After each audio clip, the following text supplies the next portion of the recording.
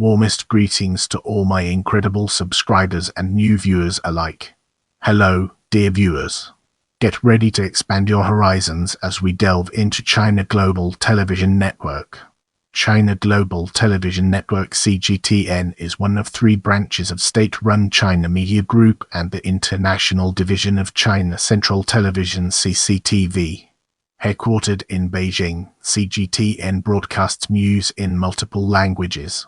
CGTN is under the control of the Central Propaganda Department of the Chinese Communist Party. Media regulators, journalist advocacy groups, and others have accused CGTN of broadcasting propaganda and disinformation on behalf of the Chinese government and airing forced confessions. Get ready to uncover the mysteries surrounding history as we navigate its intriguing terrain. CGTN grew out of its all-English channel, known as CCTV 9 or CCTV International, launched in 2000 and renamed CCTV News in 2010. Channels in other languages were launched during the mid and late years. In December 2016, the 6 non-Chinese language television channels under CCTV International were rebranded to bear the CGTN name. In 2018, CGTN was brought under the umbrella of the China Media Group. By 2022, CGTN had built a network of social media influencers, according to the Associated Press. Observers have noted that the aim is to influence public opinion overseas in order to nudge foreign governments into making policies favorable towards China's Communist Party through subtle means.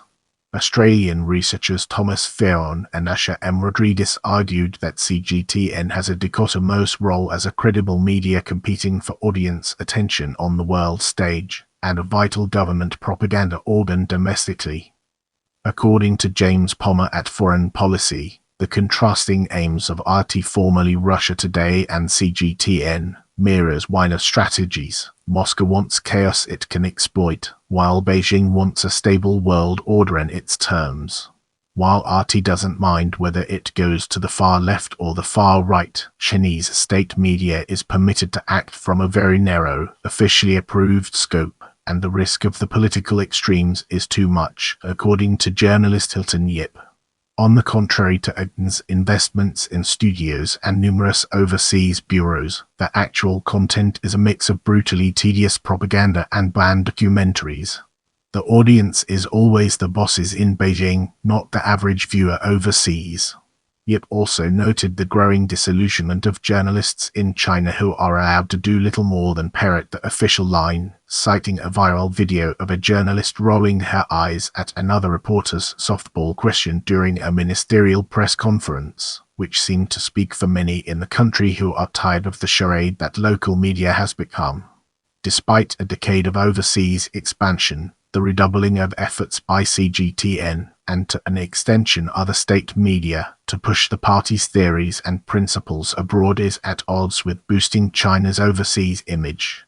CGTN, along with other Chinese state media outlets, is still widely regarded as editorially biased and full of propaganda, and they still struggle to attract large audiences, particularly in the age of widespread internet use with social media and non-traditional forms of media where the public has become more averse to clumsy state-run propaganda than ever. In his 2022 book Beijing's Global Media Offensive, China's Uneven Campaign to Influence Asia and the World, journalist Joshua Kurlentzik wrote that CGTN tried to build itself a presence that could rival other global broadcasters like Al Jazeera, RT, the Turkish global broadcaster TRT World, and the Chinese government hopes, giants like CNN and the BBC.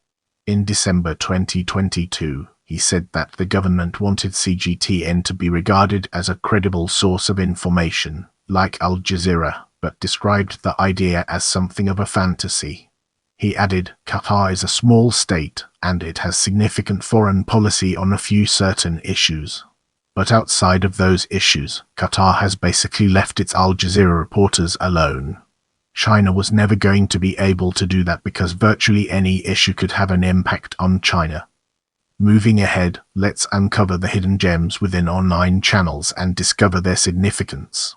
Name language launch date previous name format source CGTN Turkish 2023 CRI Turk operates a website and various social media platforms Facebook, Instagram, Twitter CGTN Mele CRI Mele operates on Facebook only CGTN Hausa CRI Hausa operates on Facebook only CGTN Tajikistan Tajik operates on Facebook and Twitter only. Videos translated from CGTN Russian CGTN Uzbekistan Uzbek operates on Facebook and Twitter only. Videos translated from CGTN Russian and Kazakh operates on Facebook and Twitter only. Videos translated from CGTN Russian CGTN Kyrgyz operates on Facebook and Twitter only. Videos translated from CGTN Russian. In the upcoming portion, we'll be dissecting bias, censorship, and disinformation to gain a comprehensive understanding of its implications. Critics have accused CGTN of broadcasting misinformation and making false allegations against opponents of the Chinese government. The network has been investigated and censured by Britain's AFCOM for biased coverage of the Hong Kong protests and the airing of forced confessions. CGTN has been characterized as a vehicle for government propaganda and disinformation campaigns by Reporters Without Borders, BBC, and other sources. Despite its revamped launching of CCTV America, critics have voiced concerns over the level of censorship exercised by the channel, especially on sensitive domestic issues in China. Philip Cunningham of Cornell University, who has appeared more than 100 times on CCTV talk shows, noted that sensitive issues such as Tibet and Xinjiang were heavily edited on various programs. Ma Jing, director of CCTV America, defended the channel against such allegations by saying that the channel edits stories the same way other news organizations do. She said, "We uphold the traditional journalistic values. We consider accuracy, objectivity, truthfulness, and public accountability very important, more important than anything else." In December 2018, the U.S. Department of Justice determined that CGTN must register under the Foreign Agent Registration Act (FAI) as an agent for the Chinese government and the Chinese Communist Party. In the subsequent FAI filing with the U.S. Department of Justice dated February 2, 2019, Ms. Ma Jing wrote that CGTN maintained editorial independence free from the state's influence and functioned similarly to other news media. A month later, in early March 2019, she was summoned to return to China. On 18 September 2019, Nick Pollard, a British TV executive, resigned from his post as consultant and advisor to CGTN, giving his reason for leaving as being its failure to comply with AFCOM's rules on impartiality in connection to its coverage of the Hong Kong anti-extradition bill protests. He had joined CGTN in December 2018. AFCOM had several inquiries into CGTN going on in September 2019. In March 2021, CGTN was fined £225,000 by AFCOM for bias in its coverage of the 2019 pro-democracy protests in Hong Kong, which was found to have repeatedly breached fairness and impartiality requirements. A September 2019 article in The Diplomat stated that CGTN has a consistent record of blatantly and egregiously violating journalistic standards and encouraging or justifying hatred and violence against innocent people. In July 2021, BBC News reported that CGTN initiated a drive to use foreign vloggers, such as Raz Galor and Lee and Oli Barrett, as stringers to denounce negative coverage of Xinjiang. The use of these individuals prevents YouTube from labeling their content as state-sponsored content, although their videos are promoted by state media accounts. Australian cybersecurity researcher Robert Potter from Internet2 said there was evidence that these vloggers were heavily promoted using a mix of 50 Cent Army, click farms, fake bot accounts, and fake news websites, all to spoof YouTube into treating it like a legitimate view. Global Voices reported in October 2021 that CGTN had also hired Arabic-speaking social media influencers to frame Chinese government policies toward the wires as part of an anti-terrorist measure.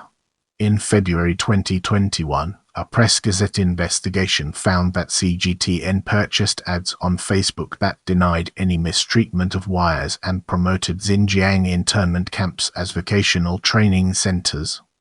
In a 2022 research paper comparing RT and IGN's coverage of the 2020 United States presidential election, Martin Moore and Thomas Colley of King's College London described CGTN as using a surface neutrality propaganda model, noting that it avoided expressing partisanship or framing US politics in an unduly biased or subjective way in its coverage of that election, but it dropped its objective tone in favor of being enthusiastically pro-China, without exception, in its coverage of geopolitical issues affecting China, and that CGTN did not publish content that was critical of or embarrassing to the Chinese government. They added, unlike RT, it frequently frames issues such as the revelations about Trump's taxes through the prism of the Chinese interest even if the issues have no direct bearing on China. These characteristics contravene journalistic norms of independence from government and impartiality. Moore and Colley noted in another paper that during the election, presented the US as poorly governed, plutocratic, racist, and a destabilizing international influence, and China as well-governed, benign, stable, and as a rising superpower. Let's now turn our gaze towards broadcasting of forced confessions and explore the fascinating connections it has to offer. CCTV broadcast 2 forced confessions of the British journalist Peter Humphrey. The first was staged in August 2013 and was filmed by a CCTV crew with Humphrey locked in an iron chair inside a steel cage, wearing handcuffs and an orange prison vest. This was before he had been indicted, tried or convicted of a crime. The second, in July 2014, was once again filmed by CCTV, not in a cage this time, but still in a prison vest and handcuffs, before he had been tried or convicted on the charge of illegal information gathering. Both were aired in the UK by CGTN. On 23 November 2018, Humphrey filed a complaint to AFM against CCTV, citing violations of the United Kingdom Broadcasting Code's fairness and privacy provisions. Humphrey said that both confessions were scripted and directed by the Chinese police, the Public Security Bureau, while he was a prisoner, in conditions of duress amounting to torture. On 6 July 2020, AFM ruled that CGTN was guilty of breaching UK broadcasting standards in both incidents. The ruling stated that CGTN had breached Humphrey's privacy and that in the channel's reporting, material facts were presented, disregarded or omitted in a way that was unfair to Mr. Humphrey. In November 2019, CGTN aired a video of a UK consular employee, Simon Cheng, in captivity confessing to consorting with prostitutes. Within a week, Cheng had filed a complaint with AFM. On 8 March 2021, CGTN was fined a total of £225,000 by AFM for serious breaches of fairness, privacy and impartiality rules. We found the individuals Simon Cheng and Gu Minhei concerned were unfairly treated and had their privacy unwarrantably infringed, AFM said, adding that the broadcaster had failed to obtain their informed consent to be interviewed. It concluded that material facts which cast serious doubt on the reliability of their alleged confessions had been left out of the programs, which aired pre-trial confessions of the two men while they were being detained. AFM said it was considering further sanctions. In this section, we'll be peeling back the layers of detained Australian journalist to reveal its true essence. In August 2020, Australian CGTN television anchor Cheng Lei was detained by Chinese authorities on national security grounds, but no details of accusations were provided. On October 11, 2023, Australia government announced Cheng returned to Australia.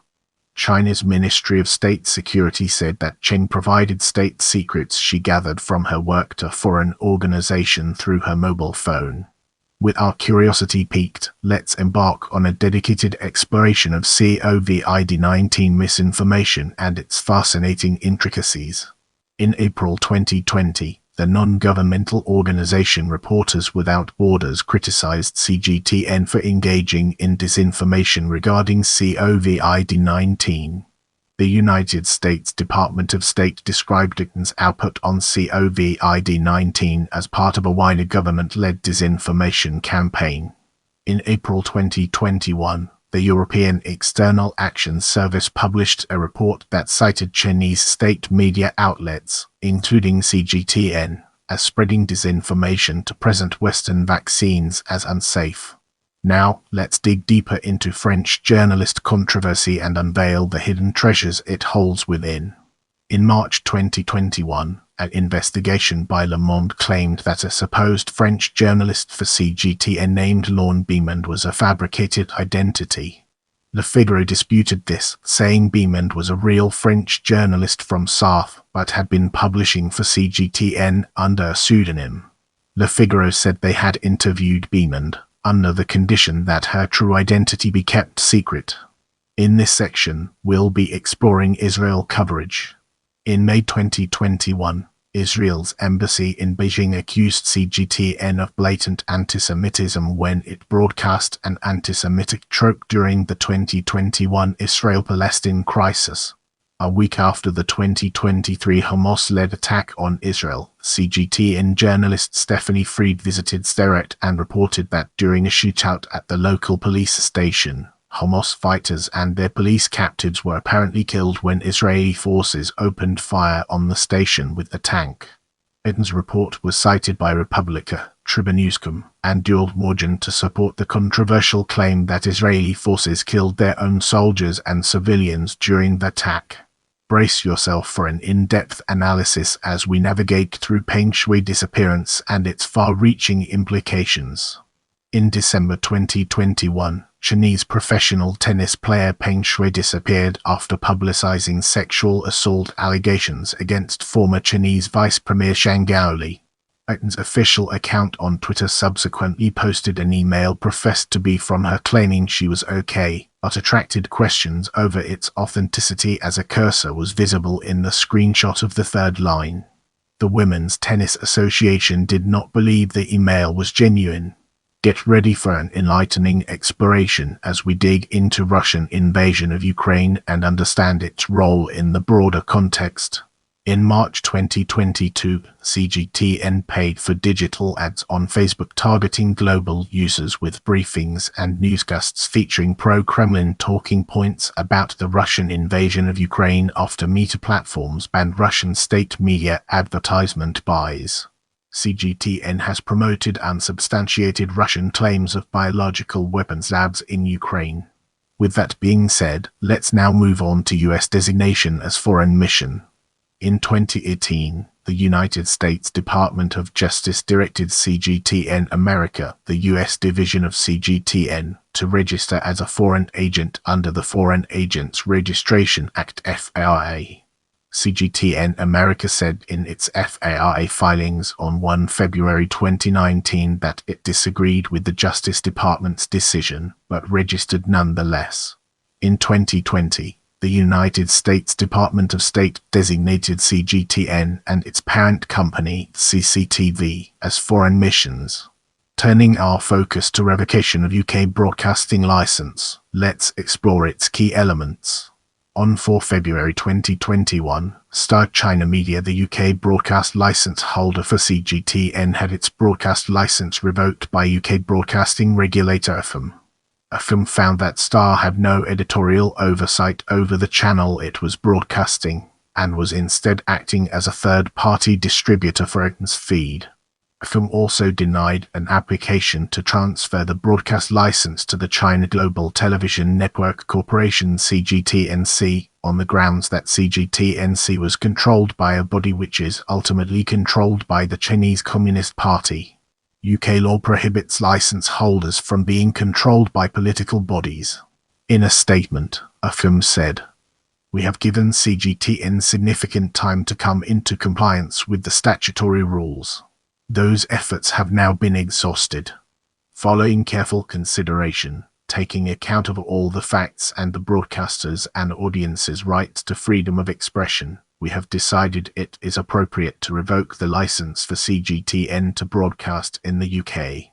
We expect to conclude separate sanctions proceedings against CGTN for due impartiality and fairness and privacy breaches shortly. In what CNN Business characterized as an apparent tit-for-tat move, the Chinese government banned the BBC World News TV channel from airing in China on 11 February.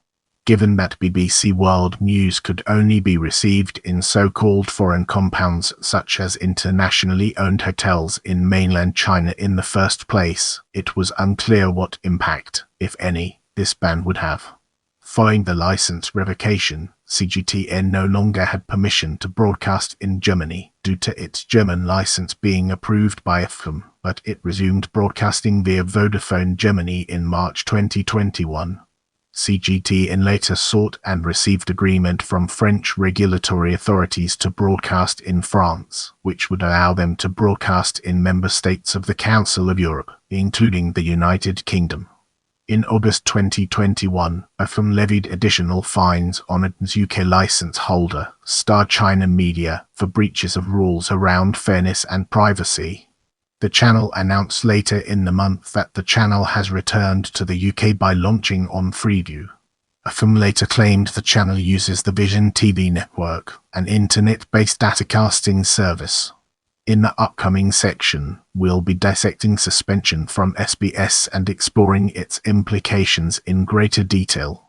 In March 2021, the Australian television network SBS suspended the English and Mandarin broadcasts of CGTN and CCTV respectively, which were broadcast on SBS as part of its World Watch program, over human rights complaints concerning the airings of forced confessions. CGTN responded that CCTV has signed a cooperation agreement with SBS to broadcast some of its Chinese programs for free in 2006, but CGTN did not authorize SBS to broadcast its English programs. I appreciate your time and I'm grateful for every like, comment, and share.